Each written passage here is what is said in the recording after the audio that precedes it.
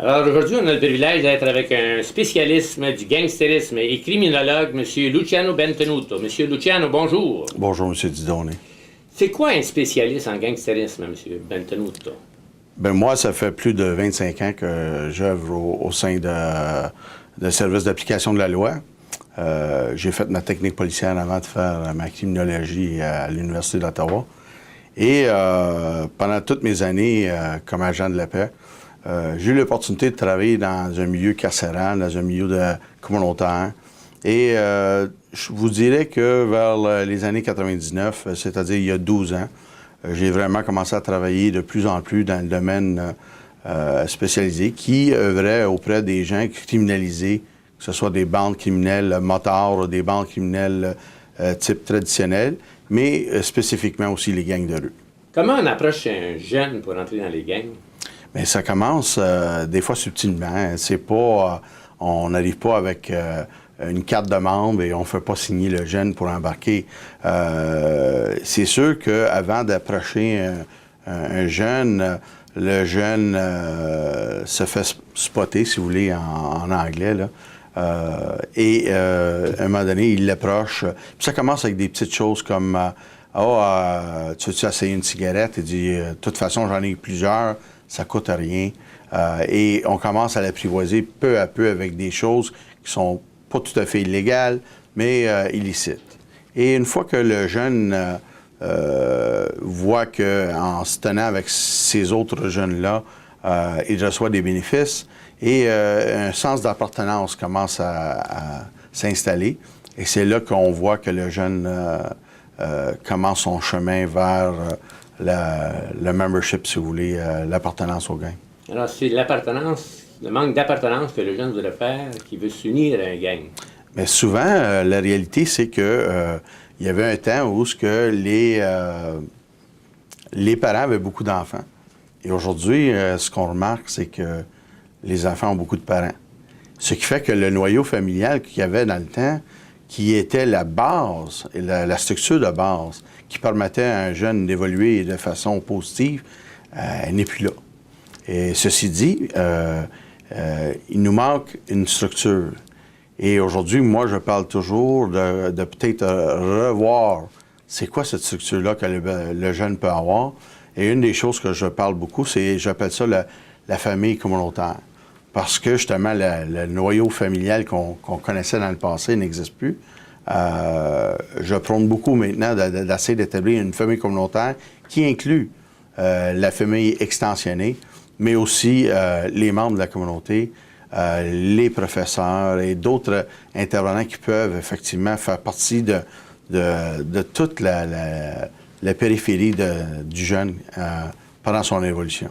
On parle souvent, j'ai entendu souvent dire par certaines personnes que la raison que les jeunes s'en allaient dans les gangs, c'était la pauvreté financière. Alors, ce que je vois, c'est peut-être un peu différent. La pauvreté financière n'est pas nécessairement la priorité. Bien, je pense que vous avez raison, M. Didonné. Moi, dans mes 26 ans de carrière et plus, c'est clair qu'il n'y a pas de trame financier qui devient la base du cycle d'engagement dans un gang. Pour moi, ce que je remarque, c'est le point commun et justement un manque d'appartenance et un manque de support qui fait en sorte que souvent, et quand on parle de support, c'est que des fois des gens se trompent en pensant, bien, si j'y donne un auto, si j'y donne ci, si j'y donne d'autres aspects pécuniers, que ça devrait combler le besoin. Le vrai besoin, c'est d'appartenir à un noyau qui est fraternel, qui est amical, qui est même envahi d'amour que les enfants aujourd'hui n'ont pas tout à fait à leur disposition. Alors, en bref, le manque d'encadrement, le manque d'implication des parents, puis d'une oreille attentive au bien-être de leurs enfants, c'est un malaise. Je pense que vous êtes à plein sur le mille quand vous dites ça, puis je pense que dans mon vécu, parce que j'ai travaillé dans les rues, j'ai travaillé auprès de ces jeunes-là, souvent, juste le fait qu'on y portait attention et qu'on passait du temps à les écouter, parce que l'art de communication, c'est 90% l'écoute et 10% la communication. Et moi, je m'étais aperçu que le jeune, des fois, il veut juste être écouté. Ça ne veut pas dire qu'ils ont raison tout le temps, mais s'ils n'ont pas l'opportunité de s'exprimer, d'échanger et d'apprendre, c'est là qu'on perd un peu le guide. Est-ce qu'il se pourrait que le problème aussi, c'est juste aux écoles, des fois, parce qu'on a peur de groupes de gens ou de gangs? Bien, les écoles, le phénomène est simple. Votre enfant passe au moins minimum 10 heures à la maison, que ce soit pour coucher, le souper ou les heures familiales. Il y a des activités à l'extérieur, des heures normales de classe, qui font en sorte que l'enfant peut se retrouver entre 5 et 8 heures par jour. C'est 30 du temps. Fait que c'est normal que des fois, s'il y a 30 de possibilités où il va y avoir des interactions, c'est à l'extérieur de la maison et ça se trouve avec l'école, que l'école va devenir un endroit propice pour avoir des affrontations, des altercations. Mais s'ils sont bien guidés, bien encadrés, que ce soit par les intervenants, que ce soit par le milieu scolaire et les parents, il faut que ce soit un travail d'équipe pour que ça marche. L'enfant peut réussir sans problème. Dites-moi, souvent, lorsqu'on parle dans les écoles, il semble qu'on pense toujours aux polices lorsqu'on parle de gangs de rue pour venir sensibiliser nos jeunes. Est-ce que vous pensez que les policiers sont les personnes les mieux attitrées pour faire ce rôle?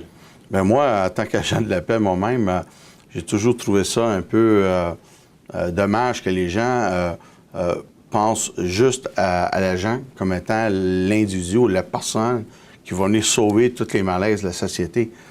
C'est clair pour moi que le policier ou l'agent de la paix est un instrument très important dans l'encadrement, la discipline, etc., pour un enfant, pour la croissance d'un enfant. Mais reposer tout cela sur les agences d'application de la loi, ça serait faire fausse route, c'est sûr. Pour la simple raison que 99 de nos enfants ne sont pas dans des gangs. Et il faut y aller avec un aspect de prévention, il faut y aller avec un aspect social. Puis, il faut le dire, il faut aborder cette situation de façon multidisciplinaire en impliquant tous les gens de la communauté, que ce soit les mamans, les papas, les coachs dans des sports, des activités sportives, ou les enseignants et autres intervenants dans la collectivité. Moi, je me rappelle quand j'allais à l'école, on venait une fois par année, encore une fois, c'était les policiers en général, qui venaient nous sensibiliser sur les effets de la drogue, les effets de la cigarette, mais on ne les voyait plus le reste de l'année. Est-ce que c'est la manière de faire?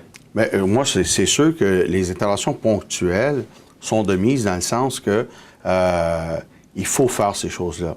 Mais il ne faut pas juste faire ces choses-là. Je pense qu'à un moment donné, la réalité, c'est que on doit effectivement faire en sorte qu'à un moment donné, cet aspect-là ne surclasse pas les autres affaires qui doivent être faites, soi-disant les interventions quotidiennes auprès de l'enfant et l'écoute qu'il faut lui donner.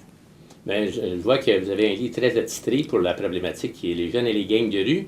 Et d'ailleurs, il y a un guide pédagogique qui vient avec ça. Alors, le guide pédagogique, à quoi sert-il exactement? Bien, c'est pour encadrer les gens, effectivement, les intervenants, que ce soit les enseignants, les parents aussi, à comprendre les modules qui sont dans le livre. Et le livre est un outil, parmi d'autres choses qu'on a développées avant tout les enfants. Et une des raisons que je me suis impliqué, c'était justement pour essayer de contribuer de façon positive à une façon d'approcher les jeunes, d'aborder les jeunes, et non d'une façon invasive, mais plus d'une façon à ce que ce soit une collaboration avec tous les gens entourant les jeunes.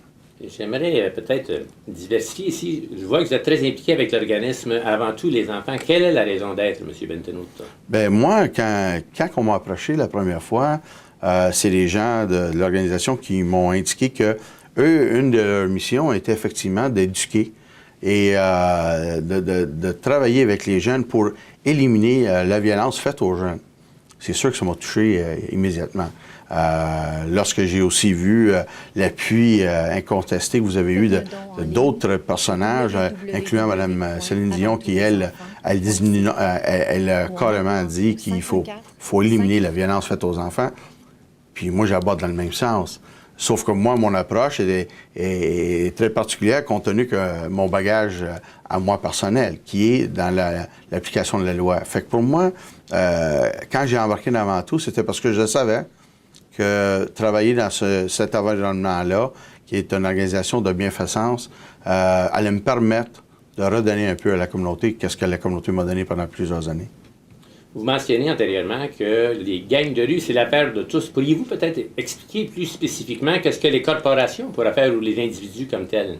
C'est une bonne question, M. Dudonné. Moi, j'ai toujours pris pour acquis que un citoyen corporatif était non seulement aussi imputable, mais aussi responsable qu'un citoyen individuel. Et on a eu la chance ici au Québec, au Canada, on a eu la chance de rencontrer des gens formidables dans des corporations qui ont sincèrement à cœur le bien-être des enfants. Et en faisant ma tournée, j'ai remarqué effectivement qu'il y avait plusieurs qui voulaient s'embarquer et s'engager avec nous pour faire une différence. Et c'est avec ces gens-là qu'on a été capable d'aider les écoles, parce que les écoles ont des budgets restreints, effectivement, et pour donner les outils tels que les livres qu'on avait conçus, les jeunes et les gangs de rue, et ainsi que le guide pédagogique, il fallait trouver une façon de faire pour consolider nos ressources pécuniaires. Fait que qu'est-ce qu'on a fait, c'est qu'on s'est aligné avec plusieurs différentes corporations qui, eux, font le parrainage à certaines écoles en achetant les livres pour eux. Et ça nous permet de développer des programmes tels que des programmes d'activité à l'extérieur des écoles, tels que jouer à des sports pendant les heures après les écoles. Autrement dit, un jeune occupé dans un gang de sport ou de musique ou littérature a beaucoup plus de chances à bien s'en sortir, quoi. Pour nous, la clé, c'est de faire en sorte qu'on s'arrange pour que le jeune appartienne à une gang. Mais la gang, c'est sa gang, c'est sa famille, c'est ses amis, c'est ses intervenants. C'est les gens autour de lui qui l'aiment, non pas quelqu'un qui veut l'utiliser, abuser ou en profiter. Puis je pense qu'une fois qu'on est capable de véhiculer ce concept-là, on est sur le bon chemin. Moi, je trouve que votre message est très positif à tous les niveaux, M. Bentenuto. Un jeune qui appartient à une gang, un bon gang, il y a un signe d'appartenance, il va mieux s'en sortir. De deux, les corporations qui investissent, si on y pense bien, un enfant qui va bien réussir un jour va avoir besoin d'une maison, d'une voiture, des meubles, c'est bon pour l'économie, alors on est tous gagnants. M. Bentenuto, félicitations, bravo, je vous encourage à continuer ce travail avec acharnement pour le bien-être de nos enfants et de la société. Mille merci. C'est moi qui vous remercie, M. Dudonné. Bonne journée.